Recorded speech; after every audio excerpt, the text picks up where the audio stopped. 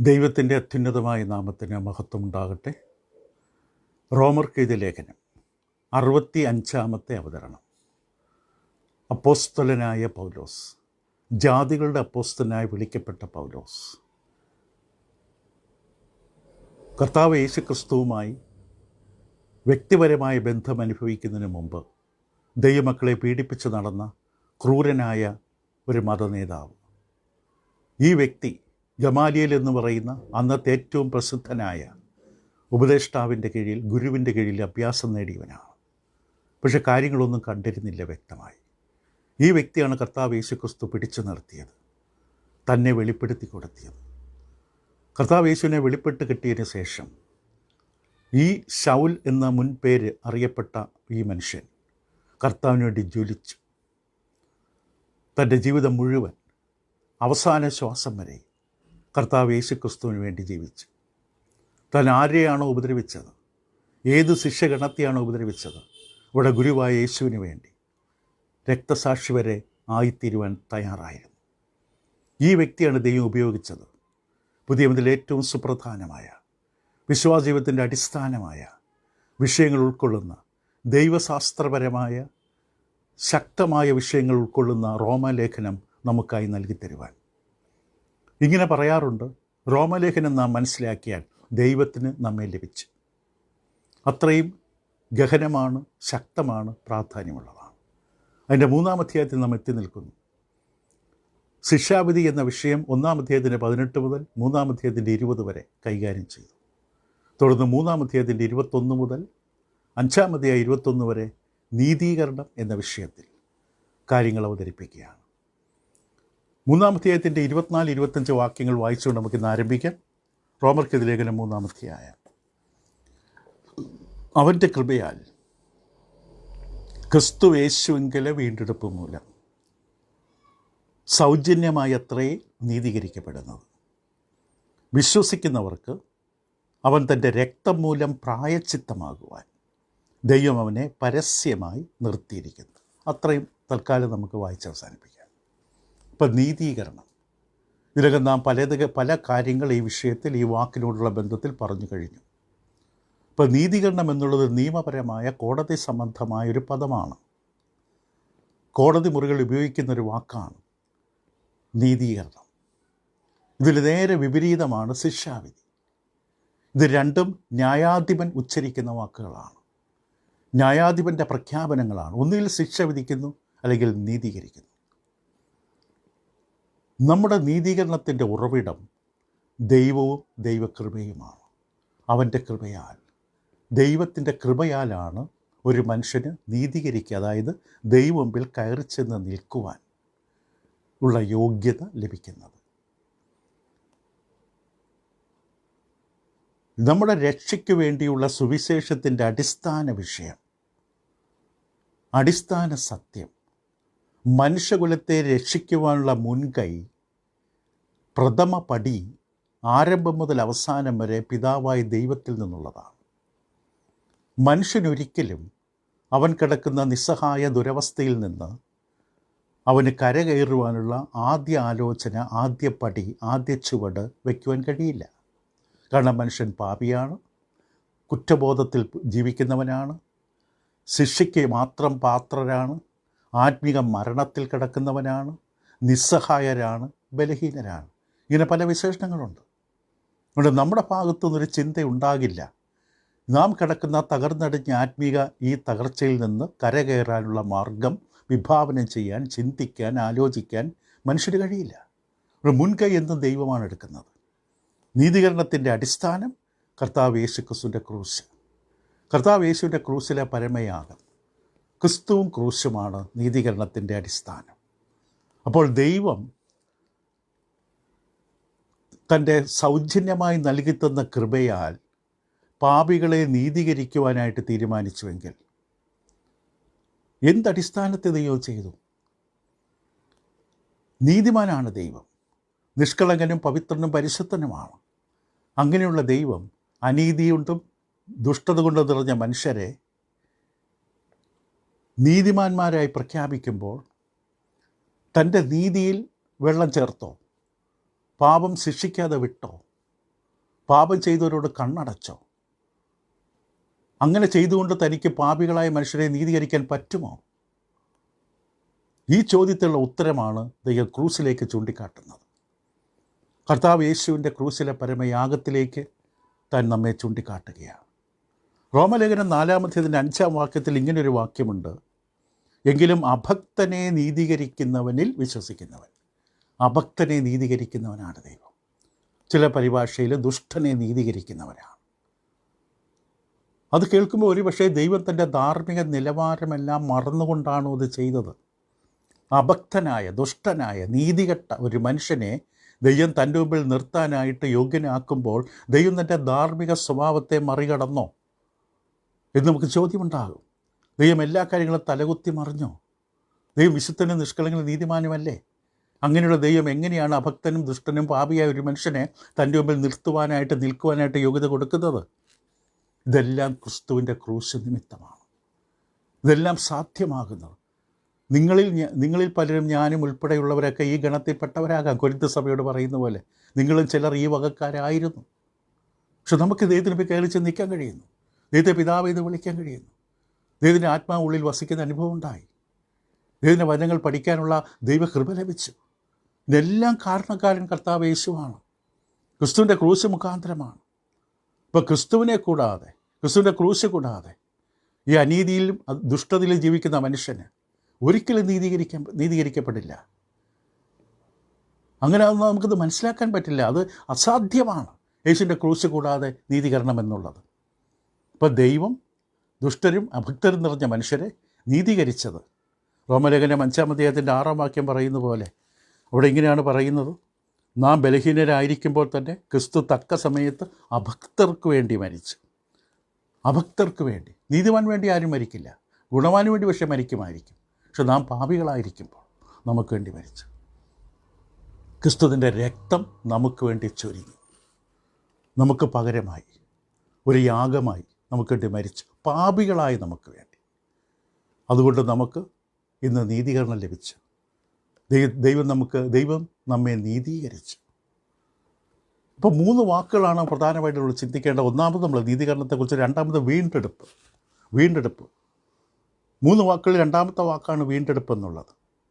ഇവിടെ നമ്മൾ കാണുന്നത് റോമലേഖനം 3-ാം അധ്യായത്തിൽ അവൻ്റെ കൃപയാൽ ക്രിസ്തുവേശുവെങ്കിലെ വീണ്ടെടുപ്പ് മൂലം സൗജന്യമായി. തുടങ്ങി കാണാൻ വാക്ക് വീണ്ടെടുപ്പ്. ക്രിസ്തുവേശുവിലെ വീണ്ടെടുപ്പ് മൂലം, അവൻ്റെ കൃപയാൽ, ദൈവത്തിൻ്റെ കൃപയാൽ ക്രിസ്തുവേശുവിലെ വീണ്ടെടുപ്പ് മൂലം സൗജന്യമായി എത്രയും നീതീകരിക്കപ്പെട്ടത്.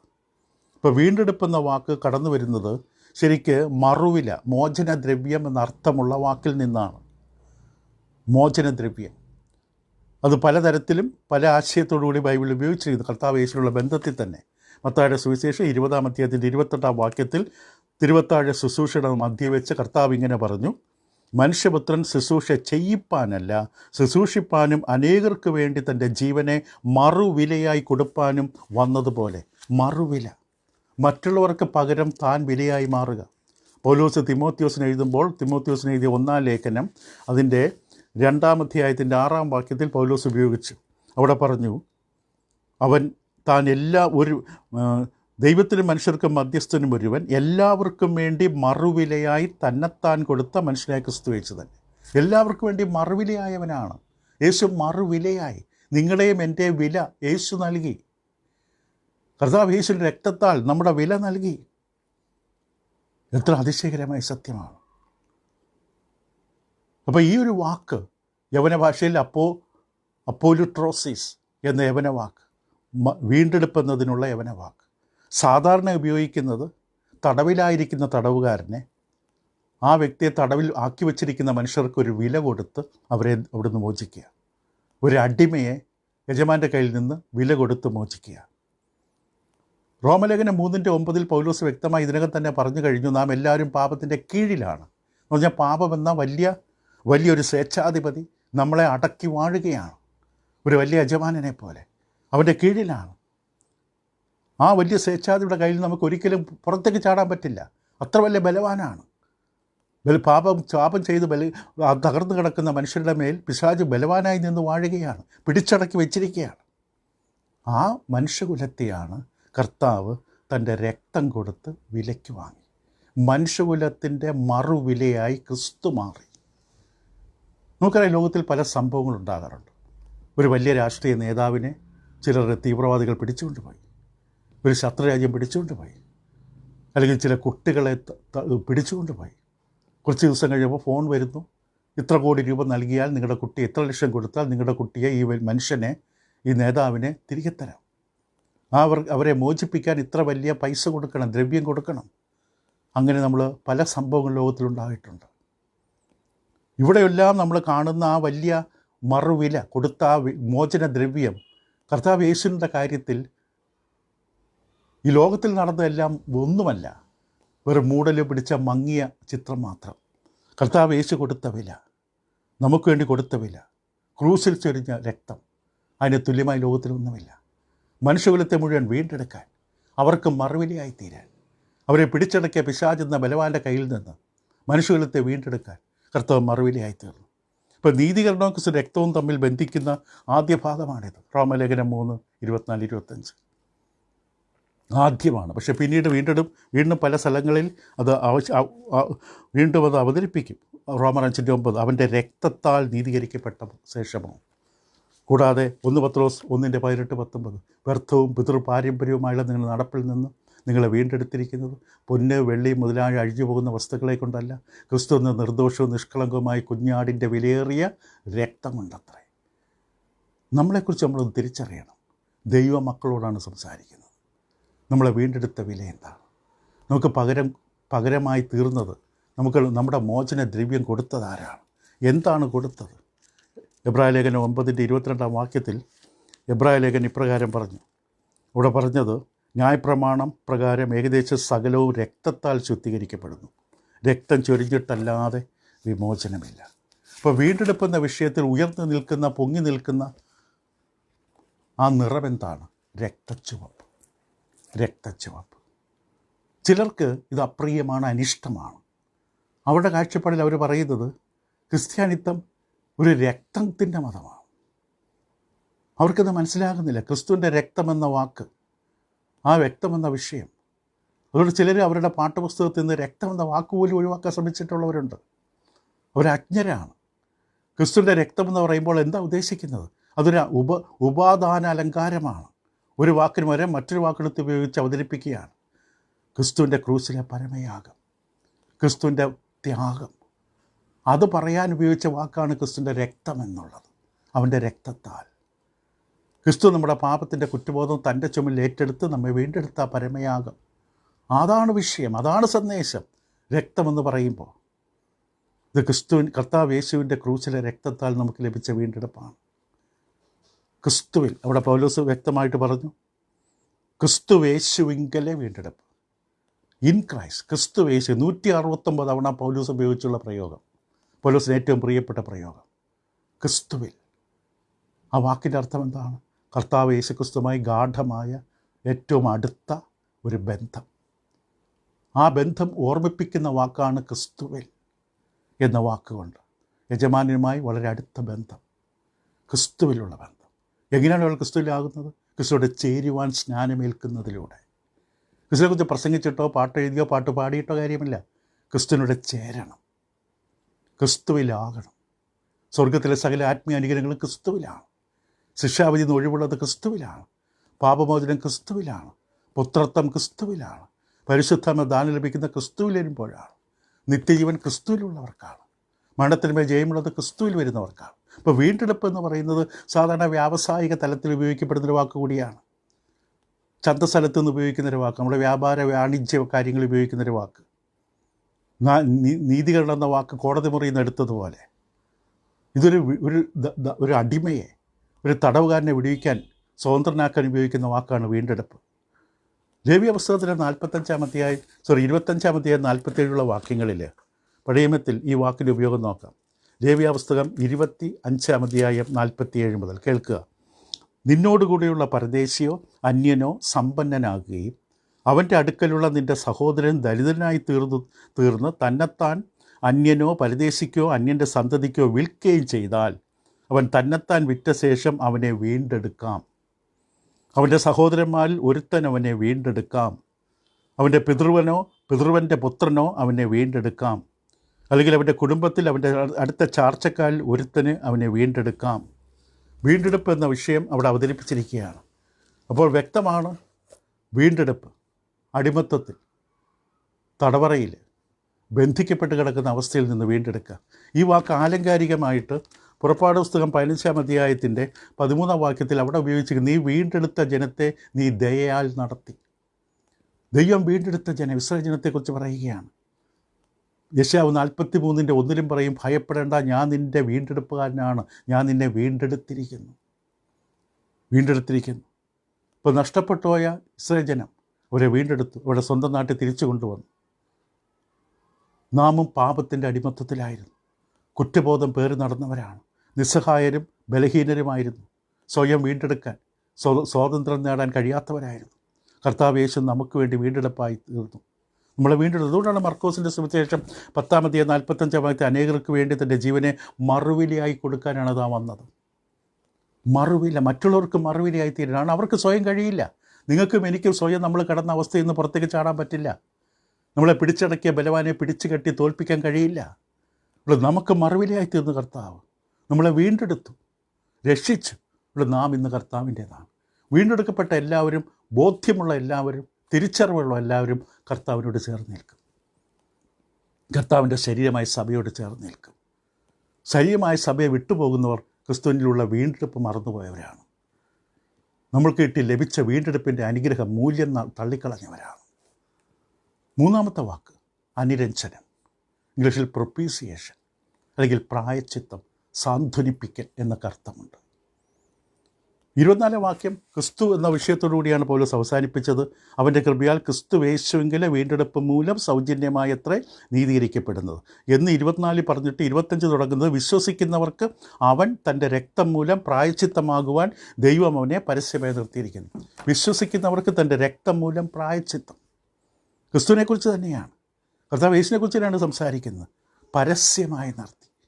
ക്രിസ്തുവിൻ്റെ ക്രൂശീകരണം ഒരു പരസ്യമായ പ്രദർശനമായിരുന്നു ദൈവസ്നേഹത്തിൻ്റെ. ദൈവം മനുഷ്യകുലത്തെ എത്രത്തോളം സ്നേഹിക്കുന്നു ചോദ്യം വന്നാൽ ദൈവം ചൂണ്ടിക്കാട്ടുന്ന ക്രൂസിലേക്കാണ്. ഞാൻ അത്രത്തോളം നിന്നെ സ്നേഹിച്ചു, എൻ്റെ മകനെ നൽകുവാൻ തക്കവണ്ണം സ്നേഹിച്ചു. ക്രിസ്തുവിൻ്റെ ക്രൂശ് അജ്ഞാതമായിട്ടല്ല, ക്രിസ്തുവിൻ്റെ മരണ രഹസ്യമായിട്ടല്ല. പ്രവർത്തന പുസ്തകം 26-ാം അധ്യായത്തിൻ്റെ 26-ാം വാക്യത്തിൽ അപ്പോസ്തലന്മാർ ഇപ്രകാരം പറയും. അവിടെ അവർ പറഞ്ഞത് ഇങ്ങനെയാണ്. 26-ാം അധ്യായം പ്രവർത്തികളുടെ പുസ്തകം 26-ാം വാക്യത്തിൽ പൗലോസിൻ്റെ വാക്കുകൾ കേൾക്കാം. രാജാവിന് ഇതിനെക്കുറിച്ച് അറിവുള്ളതുകൊണ്ട് അവനോട് ഞാൻ പ്രാഗൽഭ്യത്തോടെ സംസാരിക്കുന്നു. അവനിതൊന്നും മറവായിരിക്കുന്നില്ലെന്ന് എനിക്ക് നിശ്ചയമുണ്ട്. അതൊരു കോണിൽ നടന്നതല്ല, രഹസ്യമായി ലോകത്തിൻ്റെ ഏതെങ്കിലും ഭാഗത്ത് പാലസ്തീനിലോ എവിടെയെങ്കിലും രഹസ്യമായില്ല ക്രിസ്തുവിൻ്റെ ക്രൂശ് സംഭവിച്ചത്, പരസ്യമാണ്. ലൂക്കോസ് 2:30 നമുക്കറിയാം. കർത്താവ് യേശു ശിശുവായ സമയത്ത് ജോസഫും മറിയയും കൂടെ ശിശുവിനെയും ചുമന്ന് ദേവാലയത്തിൽ വരും. ഇപ്പോൾ ദേവാലയത്തിൽ വർഷങ്ങളൊക്കെ കാത്തു നിൽക്കുന്ന ശിമോൻ എന്ന മനുഷ്യൻ ഈ ശിശുവിനെ കയ്യിലേന്തിക്കൊണ്ട് പറയുന്ന വാക്കുകളുണ്ട്. ദൈവമേ, നീ സകല ജാതികളുടെ മുമ്പിൽ ഒരുക്കിയിരിക്കുന്ന നിൻ്റെ രക്ഷ എൻ്റെ കണ്ണുകൊണ്ട് കണ്ടുവല്ലോ. സകല ജാതികളുടെ മുമ്പിൽ ഒരുക്കിയ രക്ഷ. ക്രിസ്തുവിൻ്റെ ക്രൂശാരോഹണം ഔദ്യോഗികമായിട്ടും പരസ്യമായൊരു ശുശ്രൂഷയായിരുന്നു, പരസ്യമായ സംഭവമായിരുന്നു. സുവിശേഷം പരസ്യ പ്രഘോഷണമായിരുന്നു. ഇവിടെ ഇതാ ദൈവം തൻ്റെ പുത്രനെ പരസ്യമായി നിർത്തി. ക്രിസ്തു ക്രൂശിൽ പരസ്യമായി മരിച്ചു. അവിടെയാണ് നമുക്ക് സുപരിചിതമല്ലാത്ത വാക്ക് ബന്ധപ്പെടുന്നത്. പ്രായച്ചിത്തം, നമ്മുടെ ചിന്തകളെ വെല്ലുവിളിക്കുന്നൊരു വാക്ക്, നമ്മുടെ ഹൃദയത്തിലേക്ക് പോകേണ്ട ഒരു വാക്ക്. എങ്ങനെയാണ് ദൈവം പാപികളും ദുഷ്ടരുമായ മനുഷ്യരെ നീതീകരിക്കുന്ന വിഷയം പഠിക്കുവാനായിട്ട് മനസ്സിലാക്കേണ്ട വാക്ക് പ്രായച്ചിത്തം, അനുരഞ്ജനം, ക്രിസ്തുവിനെക്കുറിച്ചുള്ളതാണ്. പൗലോസ് ഈ വാക്ക് വീണ്ടും ഉപയോഗിക്കും. എബ്രായ ലേഖനം 2-ാം അധ്യായത്തിൻ്റെ 17-ാം വാക്യത്തിൽ ഈ വാക്ക് ഉപയോഗിച്ചിരിക്കുന്നത് നമുക്ക് കേൾക്കാം. എബ്രായർ 2:17. അതുകൊണ്ട് ജനത്തിൻ്റെ പാപങ്ങൾക്ക് പ്രായച്ചിത്തം വരുത്തുവാൻ അവൻ കരുണയുള്ളവനും ദൈവകാര്യത്തിൽ വിശ്വസ്ത മഹാപുരോഹിതനുമാകേണ്ടതിന് സകലത്തിൽ നിൻ്റെ സഹോദരന്മാരോട് സദൃശനായി തീരുവാൻ ആവശ്യമായിരുന്നു. യോഹന്നാൻ എഴുതിയ ലേഖനത്തിൽ 1 യോഹന്നാൻ 2-ാം അധ്യായം 2-ാം വാക്യത്തിൽ യോഹന്നാൻ ഇങ്ങനെ എഴുതി, അവൻ നമ്മുടെ പാപങ്ങൾക്ക് പ്രായച്ചിത്തമാകുന്നു, നമ്മുടേത് മാത്രമല്ല സർവ്വലോകത്തിൻ്റെ പാപത്തിനും തന്നെ. യോഹന്നാൻ്റെ 1-ാം ലേഖനം 4-ാം അധ്യായം 10-ാം വാക്യത്തിൽ ഈ വാക്ക് കാണാം. നാം ദൈവത്തെ സ്നേഹിച്ചതല്ല, അവൻ നമ്മെ സ്നേഹിച്ച് തൻ്റെ പുത്രനെ നമ്മുടെ പാപങ്ങൾക്ക് പ്രായച്ചിത്തമാകാൻ അയച്ചത് തന്നെ. സാക്ഷാ സ്നേഹം, പ്രായച്ചിത്തം. ഇത് പ്രസിദ്ധമായൊരു വാക്കല്ല, എല്ലാവർക്കും ഇഷ്ടമുള്ളൊരു വാക്കല്ല. ചില മതവിഭാഗങ്ങളുടെ ഇടയിൽ ഈ വാക്ക് ഒട്ടും ഇഷ്ടമല്ല. ഈ വാക്ക് ഒഴിവാക്കാൻ, ദൈവശാസ്ത്രപരമായ സംഭാഷണത്തിൽ നിന്ന് ഈ വാക്ക് ഒഴിവാക്കാൻ ഇഷ്ടപ്പെടുന്നു. കാരണം ഈ വാക്ക് സാധാരണക്കാർക്ക് പരിചിതമല്ല. അനുരഞ്ജനം, പ്രായശ്ചിത്തം. നമ്മൾ ഏത് മേഖലകളിൽ പ്രവേശിച്ചാലും, ഇപ്പോൾ ഡ്രൈവിംഗ് ആകാം, കമ്പ്യൂട്ടർ ഉപയോഗിക്കുന്നതാകാം, കൃഷിയാകാം, ഏതെങ്കിലും പുസ്തക വായനയാകാം, എൻജിനീയറിംഗ് ഫീൽഡ്, ഏത് മേഖലയിൽ പ്രവേശിച്ചാലും അതുവരെ പരിചയമില്ല ചില വാക്കുകൾ പരിചയപ്പെടും. അത് ആത്മീയ കോളത്തിലും ശരിയാണ്. അതുകൊണ്ട് ഇതിനെക്കുറിച്ച് നമ്മൾ ഭയപ്പെട്ട കാര്യമില്ല. പ്രായശ്ചിത്തം എന്ന വാക്കിൻ്റെ അർത്ഥം മനസ്സിലാക്കിയത് വളരെ പ്രധാനപ്പെട്ടൊരു വാക്കാണ്. ബൈബിൾ ഭാഷയിലെ പ്രധാനപ്പെട്ടൊരു വാക്കാണ് പ്രായശ്ചിത്തം എന്നുള്ളത്. കർത്താവ് യേശു നമുക്ക് വേണ്ടി ചെയ്തത് മനസ്സിലാക്കാൻ ഇത് ആവശ്യമാണ്. നീതീകരണ പ്രക്രിയയിൽ ഈ വാക്ക് പരിചയപ്പെടേണ്ട ആവശ്യമാണ്. അവ്യക്തമായി ദൈവം ഒന്നും പറയാൻ ആഗ്രഹിക്കുന്നില്ല. വളരെ സമ്പന്നമായൊരു വാക്കാണ്. കർത്താവ് യേശു നമുക്ക് വേണ്ടി പ്രായശ്ചിത്തമായി, നമ്മുടെ സ്ഥാനത്ത് നമുക്ക് വേണ്ടി പ്രായശ്ചിത്തമായി ദൈവത്തെ സാന്ത്വനിപ്പിക്കാൻ ഒരു അനുരഞ്ജനം സംഭവിച്ചു.